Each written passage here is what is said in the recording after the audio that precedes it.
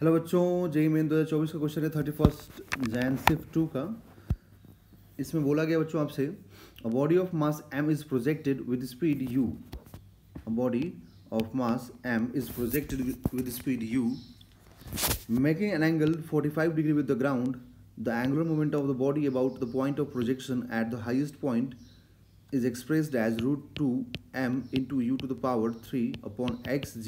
The value of x is, x का value पूछा गया। देखिए बच्चों, यहाँ पर सबसे पहले आपको समझना पड़ेगा कि एंगुलर मोमेंटम क्या होता है।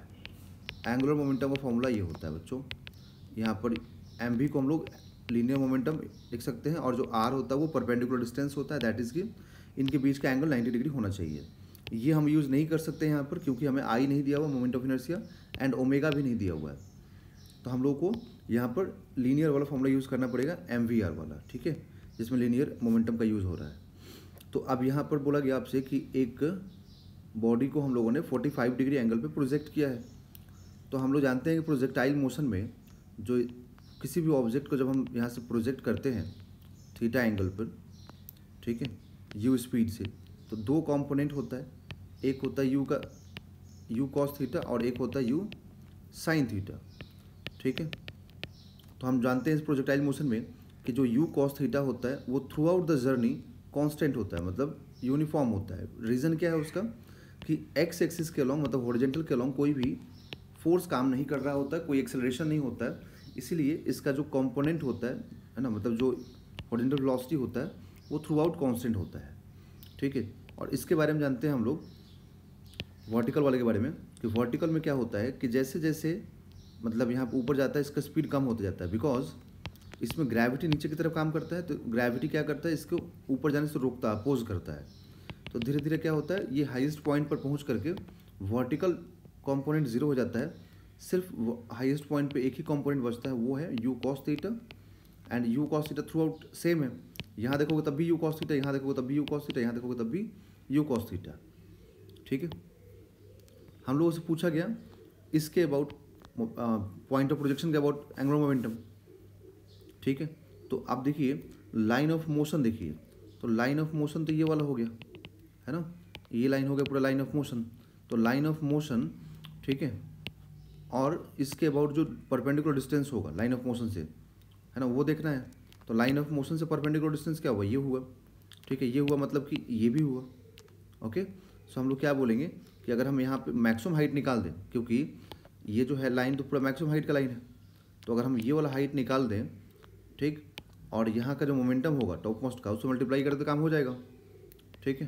तो हाईएस्ट पॉइंट पे यहाँ पर एच का वैल्यू क्या होगा, तो एच का जो वैल्यू होता है, फॉर्मूला होता है ना, you square sine square theta by 2g, है ना। ये प्रोजेक्टाइल में मैक्सिमम हाइट का फॉर्मूला होता है, जैसे रेंज का होता है ना, और टाइम फ्लाइट का होता है, उस टाइप से ये भी होता है फॉर्मूला, ठीक है। प्रोजेक्टाइल में आप पढ़े होंगे इस चीज़ को, ड्राइव किया जाता है इस चीज़ को। तो आप लोग हाईएस्ट मालूम हो गया।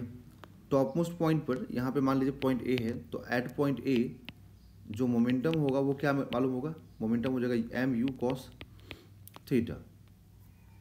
तो अब अगर हमें एंगुलर मोमेंटम चाहिए तो हम लोग क्या लिखेंगे, पी ए इंटू एच, ठीक है, that is M U cos theta, theta की जगह 45, तो cos 45 into U square sine square 45 divided by 2g, ठीक है। तो देखिए ये एम यू और ये यू स्क्वायर, तो क्या बन जाएगा, M into U to the power 3 into cos 45 का वैल्यू, और ये 2g को नीचे कर दीजिए यहाँ पर, कॉस 45 का वैल्यू 1/√2, और साइन 45 का वैल्यू भी 1/√2, बट ये साइन जो है ना वो स्क्वायरिंग में है, तो ये स्क्वायरिंग हो जाएगा, ठीक है। तो क्या मिल जाएगा आपको 1/4, और यहाँ पे 1/√2, तो यहाँ से आ जाएगा m into U to the power 3 upon ये 2g पहले से है, ठीक है, और ये 1/√2 का स्क्वायरिंग करेंगे तो क्या होगा, 1/2 हो जाएगा ना, और ये 1/√2, तो ये आपको मिल जाएगा यहाँ पर 2√2। तो L is equal to m into U to the power 3 upon 4√2g। अब यहाँ से कंपैरिजन करते हैं, ठीक। तो अब जब कंपैरिजन करेंगे हम लोग, तो कंपैरिजन में अभी फिट नहीं बैठेगा बच्चों, क्योंकि यहाँ पर क्या है, √2 है। ठीक, तो हम √2 से अभी मल्टीप्लाई और डिवाइड करते हैं ताकि इसको सिंप्लीफाई करके हम उसी फॉर्म में कन्वर्ट कर सकें। तो ये √2 mu³ अपॉन, देखिए अपॉन ये √2 और ये √2 क्या हो जाएगा, 2 हो जाएगा, तो 2 इंटू 4 8, तो 8g हो जाएगा। ओके, तो अब कंपैरिजन कीजिए, अब कंपैरिजन करके देखिए, √2 mu³ अपॉन xg, तो अब यहाँ से x देखिए क्या मालूम हो रहा है अपने को, तो यहाँ से x मालूम हो जा रहा है 8, तो हम लोग बोलेंगे कि x का वैल्यू कितना हो गया, 8 हो गया। तो इस क्वेश्चन में बच्चों 8 हो जाएगा x का वैल्यू, तो इसका आंसर होगा 8।